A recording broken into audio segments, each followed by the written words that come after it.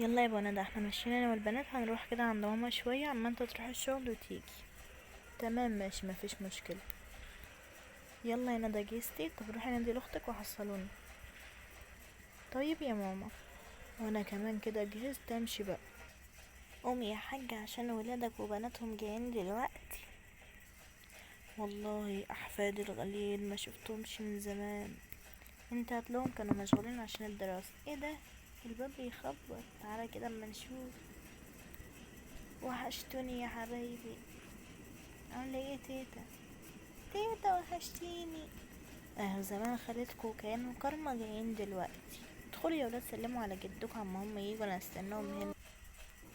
اهلا يا ست الكل، احنا جينا. حبيبي التيتا اللي دايما من عنشاني، او كنت لسه بقول لهم ادخلوا زمانهم جايين دلوقتي، هم لسه محصلينكوا على جوه. ده تيتا يا كرمة. وحشتيني. ياه، ما تجمعناش من زمان القعدة دي يا ولاد. روحوا بقى هناك في الليفينج، عما انا ايه اجيب لكم الاكل كده واجي. والله يا بنتي القعدة دي كانت ناقصها رونا، وحشتني قوي. هي جت رونا؟ لا لسه ما جاتش، انا كنت لسه مكلماها امبارح، قالت لي ان تقريبا قدامها اسبوعين كده ولا حاجه عما تيجي.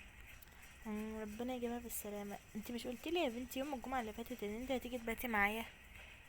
انت على فكره كده رجعتي في كلامك.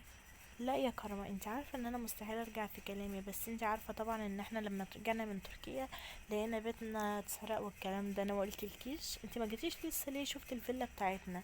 اكيد مامتك قالت لك اللي احنا جبنا فيلا. ايوه فعلا، ما هي قالت لي. ما مش عارفه جه امتى بصراحه. خلاص هبقى اقول للماما ونيجي انا وكيان عندكم بكره. اوكي اتفقنا.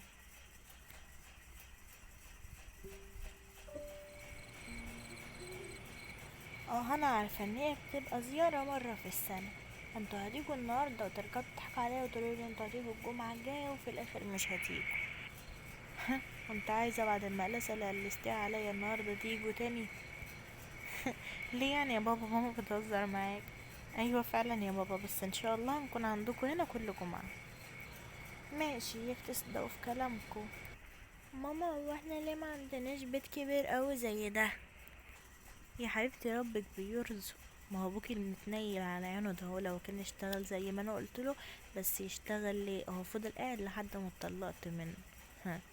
بس احنا هنا يا حبيبتي خلاص، هما ناس طيبة والبيت بيتنا عادي. يا حبيبتي خدي اللي انت عايزاه، والعيال بيحبوكي وبتلعبي معاهم.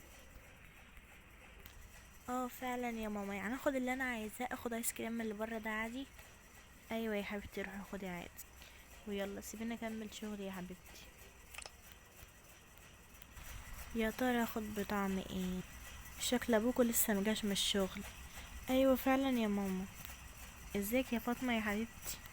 الحمد لله يا طنط ام ندى. انا كنت باخد ايس كريم عادي، ما كنتش بعمل حاجه. عارفه يا حبيبتي، عادي خدي اللي انت عايزاه. خلاص انا خدت اللي انا عايزاه، هروح بقى عند ماما. خديها العبيها معاكي فوق يا منى يا حبيبتي في الاوضه. يا فاطمه ممكن تيجي ما تلعبي معايا فوق في الاوضه؟ لا يا حبيبتي عشان مامتك ما تزعقش. لا عادي، ماما اللي قايله لي اصلا العبها معايا. خلاص عادي، اطلعي يا فاطمه يا حبيبتي بس ما تتاخريش. الواحد بيجي من الشغل ده تعبان. يلا يا فاطمه يا حبيبتي، خلصتي لعب؟ طب يلا بقى نروح ننام. ماما بصي، انا طلعت اوضه منى دي يا ماما. عندها العاب كتير جدا واوضتها كبيره احلى من اوضتي بكتير قوي يا ماما. ادعي ربنا يا حبيبتي انه يرزقك بواحده زيها. السلام عليكم، ازيك يا ام فاطمه؟ امال البنات طلعوا ولا ايه؟ ايوه طلع يا استاذ ابو ندى. يلا انا ماشي، عايزه حاجه؟ لا عايزه سلامتك.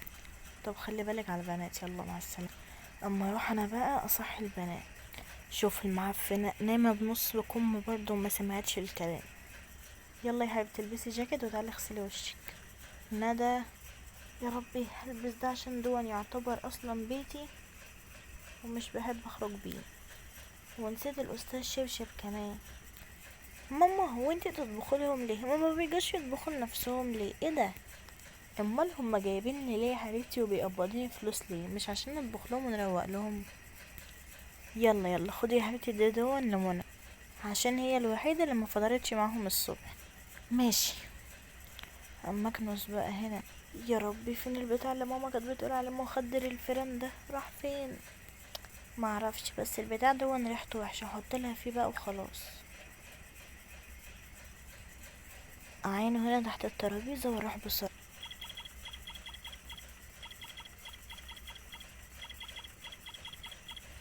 اتفضلي يا منى، بتقولك ماما الاكل اللي انتي طلبتيه.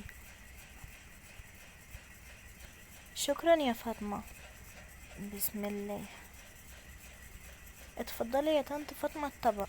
تسلم ايدك ايه ده؟ بطني بتوجعني اما اروح اقول لماما. ماما، يا ماما، ماما بطني بتوجعني جدا. ايه؟ بطنك؟ بطني بتوجعني جدا. طب اهدي اهدي، انا استني هلبس دلوقتي واوديك المستشفى، استني بس. ام فاطمه خلي بالك من البيت، وندى معاكي، هي منى بطنها بتوجعها، انا هروح بسرعه اوديها المستشفى وهاجي. اول مره تعيط كده من بطنها، يلا خليكي بالك من البيت، انا ماشيه. معنى كلمة سوسة. وانت يا ندى اتصلي على باباك عرف. يا رب استر، يا رب استر، يا ترى حصل لها ايه؟ ايه ده؟ ايه اللي جاب الازازه دي هنا؟ انت يا فاطمه اللي جبتي الازازه دي هنا؟ لا يا ماما مش هنا. بس مادام ام ندى قالت لي ما نضفش بكرول، ايه اللي جاب الكرول هنا؟ يلا يمكن حد من البنات طلعه. لو سمحت يا دكتور شوفها مالها بسرعه. هي بنت كويسه الحمد لله، وعملنا لها غسيل معده عشان اتضح اللي هي واكله اكل فيه كرول للاسف.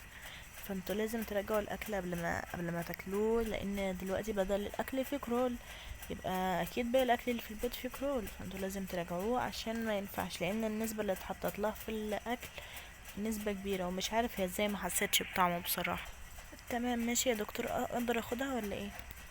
ايوه طبعا، ولازم لمده يومين على الاقل ما تشربش الا مشروبات سخنه ومسلوقات فقط.